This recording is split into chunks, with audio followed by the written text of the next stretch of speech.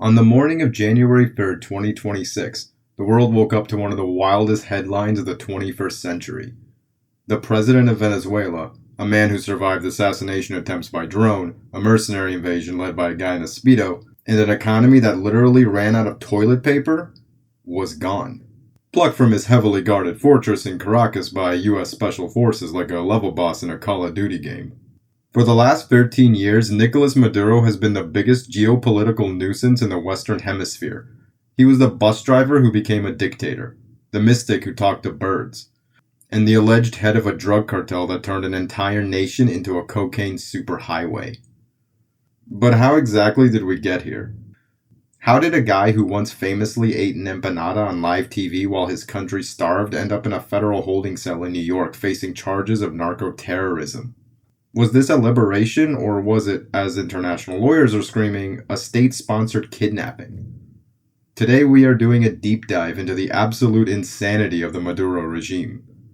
We're covering the magic birds, the Narco Nephews, the hyperinflation that made money weigh less than napkins, and the unprecedented military operation, Absolute Resolve, that finally brought the curtain down. Buckle up, it's gonna be a bumpy ride. To understand the end, you have to understand the beginning. And honestly, Maduro's origin story is kind of humble. Before the palaces and the gold bars, Nicolás Maduro was literally a bus driver for the Caracas Metro Company. He wasn't a general. He wasn't a lawyer. He was the guy shouting, "Back of the bus, please." And he was good at it. He became a trade union leader. Illegally, by the way, because unions were banned at the Metro back then. This is important because it gave him his Man of the People card. He didn't go to university, he went to the School of Hard Knocks, and apparently a political training school in Cuba in the 80s, but we'll get to that. He eventually hooked up with Hugo Chavez, the charismatic firebrand who launched the Bolivarian Revolution. If Chavez was the rock star lead singer, Maduro was the bass player standing in the shadows, keeping the rhythm. He was loyal, absolute golden retriever level loyal. When Chavez got cancer in 2012, he didn't pick the smart guys or the military generals to succeed him. He picked the bus driver. Why? Because he knew Maduro wouldn't try to outshine him, even from the grave. And this is where things got weird, like Twin Peaks weird. After Chavez died in 2013, Maduro had to run for re-election. He didn't have Chavez's charisma, so he improvised. In one of the most famous moments of Latin America political history, Maduro claimed that Chavez's spirit visited him. As a bird. I felt his spirit. He appeared to me as a little bird. He whistled at me, so I whistled back. I am not making this up. The man told a nation of 30 million people that the ghost of their dead leader was tweeting at him, and not on Twitter. He claimed the bird blessed his campaign. Critics laughed. The opposition face-palmed. But for the hardcore believers, the Chavistas, it was spiritual catnip. It cemented him as the chosen one. He won that 2013 election by a razor-thin margin. 1.5%. The opposition screamed fraud, but the little bird had spoken. But magic birds can't fix the economy. When Maduro took the wheel, the price of oil, Venezuela's only real source of income, crashed. And because the government had spent years seizing private businesses and printing money like it was monopoly cash, the country entered into an economic death spiral. We're talking about hyperinflation that hit 344,000% in 2019. Prices doubled every few days. People started weighing money instead of counting because the bills were worth less than the paper they were printed on. Venezuelans began losing weight rapidly. A 2017 study showed the average citizen lost 19 pounds purely from lack of food. The locals, with that dark Venezuelan humor, christened this phenomenon the Maduro diet. When a reporter asked Maduro about it, he cracked a joke that would get any other leader canceled into oblivion. He said, the Maduro diet, it gets you hard. Yes, he made a boner joke about national starvation. But the crowning moment of tone deafness came in November 2017. Maduro was doing one of his mandatory national broadcasts, hours of him talking. He thought the cameras went away for a B-roll shot. They didn't. On live national television, while his people were literally dumpster diving for scraps, Maduro opened a secret drawer in his desk, pulled out a greasy empanada, and took a massive bite. The drawer empanada became the symbol of his regime, secret indulgences while the country starved.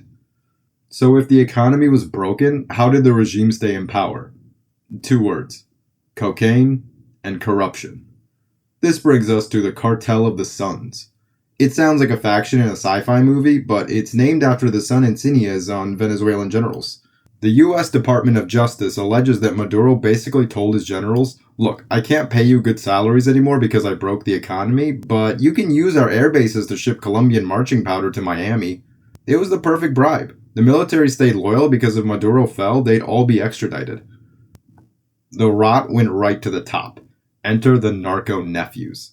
In 2015, 2 of Maduro's wife's nephews, Frankie Flores and Efrain Campo Flores, flew to Haiti.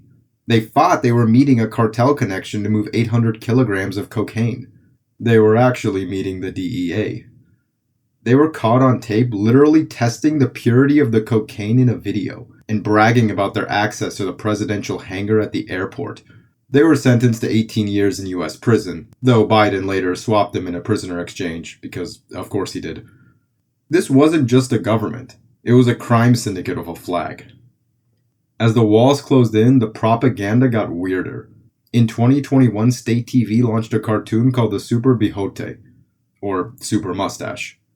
In this fever dream of an animation, a ripped Superman version of Maduro uses his iron fist to punch missiles and defeat villains who look suspiciously like Donald Trump and Elon Musk.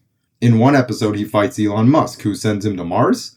I promise I am not making this up. The show portrays him as the defender of the galaxy, while in reality 7.9 million Venezuelans, 20% of the population by the way, had fled the country by 2026. That is the largest refugee crisis in the history of the Western Hemisphere. But Super Mustache kept dancing, literally. During the bloody 2017 protests, while teenagers were getting tear gas in the streets, Maduro was filmed doing salsa dancing on stage of a remix of his own speech. The song? Peace yes, war no. The dissonance was psychotic. Fast forward to late 2025. Donald Trump is back in the White House. The diplomatic patience is over. In July 2024, Maduro won another election. And by won, I mean the opposition published the actual receipts showing they won 67% of the vote. And Maduro just said, nah, I got 51%, and refused to show any proof. It was a theft so brazen that even his allies in Brazil and Colombia were like, bro, come on. By August 2025, things got kinetic. The US launched Operation Sovereign Spear. It started as a counter-narcotics mission. They parked the USS Gerald R. Ford, the biggest warship ever built, in the Caribbean. Then came the legal pivot.